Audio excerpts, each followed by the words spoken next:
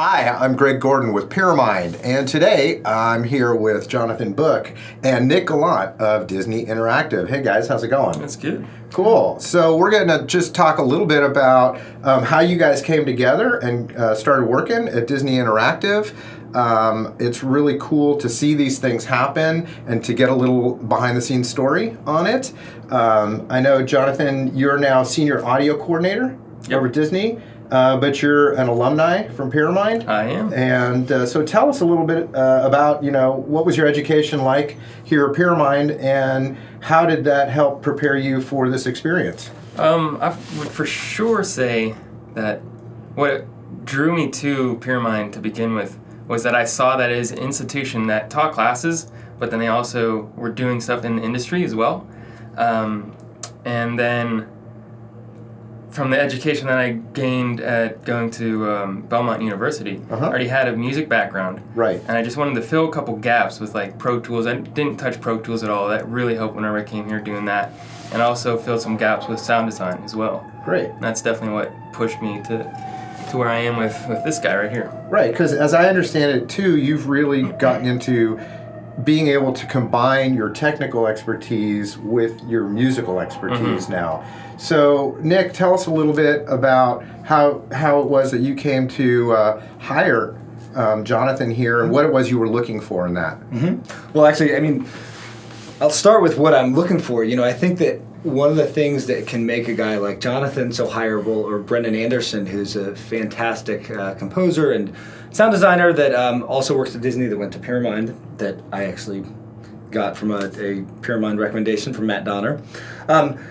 The combination of really good creative skills, composition, sound design, and a comfort with tech is something that I really need. There's in this day and age when audio guys are wearing so many different hats. Audio guys and gals are wearing so many different hats, and being able to create content, but also implement your own audio content into a game engine or whatever it may be.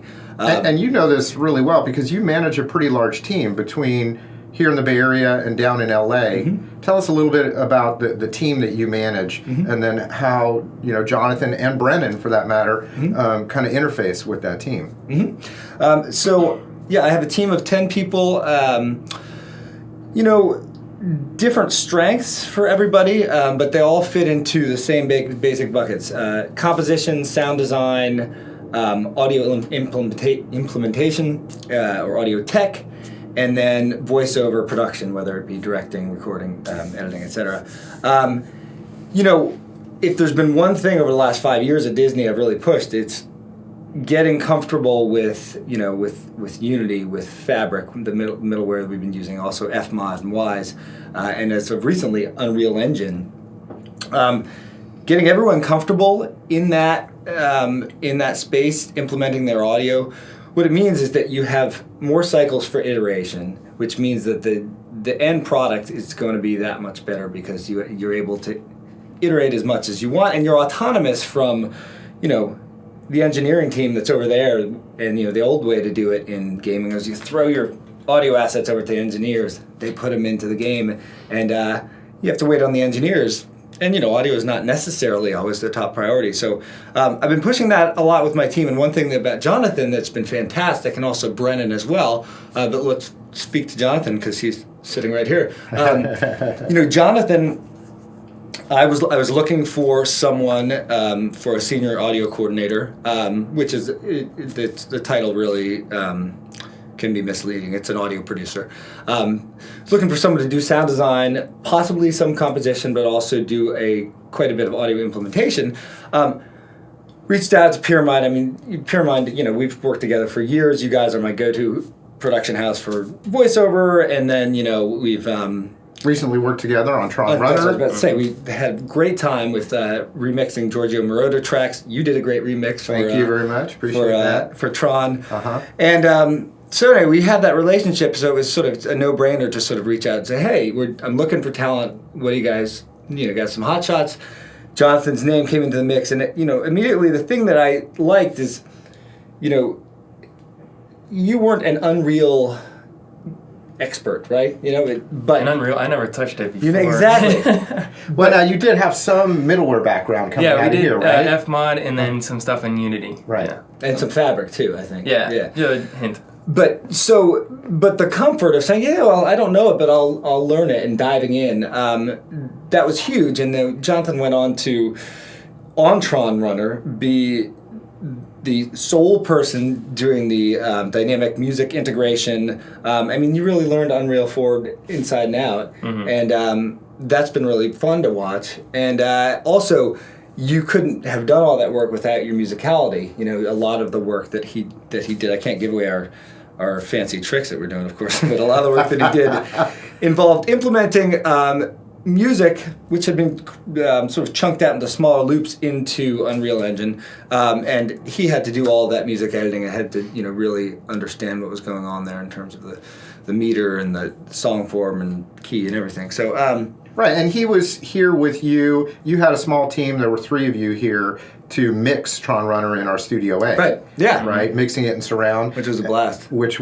was so cool, and it was. I think it probably went that smoothly because of the level of preparation that you guys did ahead of time. Exactly. Implementing it all into Unreal Engine, right? Yeah. So all the heavy lifting and all the legwork was done by this guy, and actually, in essence, it was really more of a monitoring session than a mix session, right? Going into a beautiful room, you know, Mix A or Studio A is just, it sounds amazing. And being able to hear the work that he had done in a good room and tweak from there. Yeah. But this guy... Yeah, we had pretty much everything like mixed in at that point, and we just wanted to like double check different set of speakers in a very nice environment. So yeah, definitely on the Meyer system in there. Yeah. It's not a shabby room. That's for sure. shabby. I need an excuse to get back in there. Well, you know you're welcome anytime. Thank you. So tell us just a little bit about what it's like working with Nick at Disney Interactive. Don't tell the truth. Well, what are some of the highlights for you? I mean, you don't have to tell us about your typical day, but give me some of the highlights. I mean, for me, just finally getting a job in this business, in this industry, was just like... Oh, finally. Come on. How old are you? Whatever.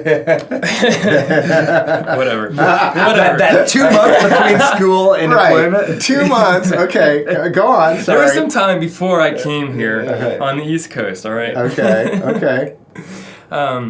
So finally landing a job doing that kind of stuff, like that among itself was just like, yes, like I finally am doing what I love. Going to work, doing work, doesn't feel like work. Right. And that's definitely like the best thing for me. But my experiences with like working with him, working with the team and everyone, I like that we kind of have to jump around a little bit from project to project. Me in particular, I kind of help and assist the different people.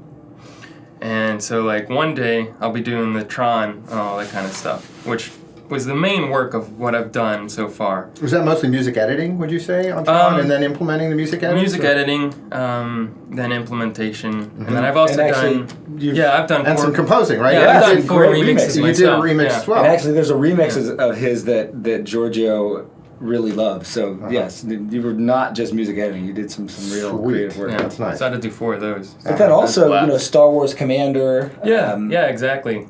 Getting into that stuff, and then like dream treats. You gotta like put on your little princess dress and like do a little fluffy stuff. All that stuff. So it's cool that I can just mix around and I'm not set in one place as well. Right.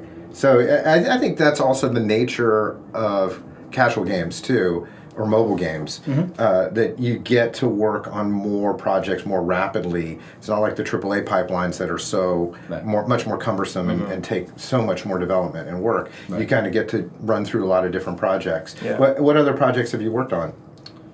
Or those mostly what you've been up to this last year? I helped out also on a Marvel game that's coming out soon, isn't it? It has been. So can we not talk about it? I don't know if it's been announced yet. Yes. So okay. John did some great character sound effects in the Marvel IP. We'll keep it at that. All right, cool. Well, look, this has been a lot of fun. I really appreciate you guys both taking the time to come down here today. Yeah. This is GDC week, so we know how crazy it is for everybody. Ooh, GDC, yes. Party time. Party time. I know you guys tied one on a little last night. Oh, maybe I shouldn't have said that either. We were drinking root beer. Root beer, right. It was the butter beer, the stuff that Harry... All right, well, I'm going to let you guys go, get back to the conference. This has been really fun. Again, I really appreciate you guys taking the time to come on down. Again, I'm Greg Gordon. Thanks for watching Pyramind. For more videos like this, please subscribe to our YouTube channel and look forward to seeing you guys again soon. Thanks. Learn what it takes to be a game audio professional. Study with the team that's delivering award-winning content to the world's largest entertainment companies. Take your first step towards a career in music and sound for visual media. Visit Pyramind.com.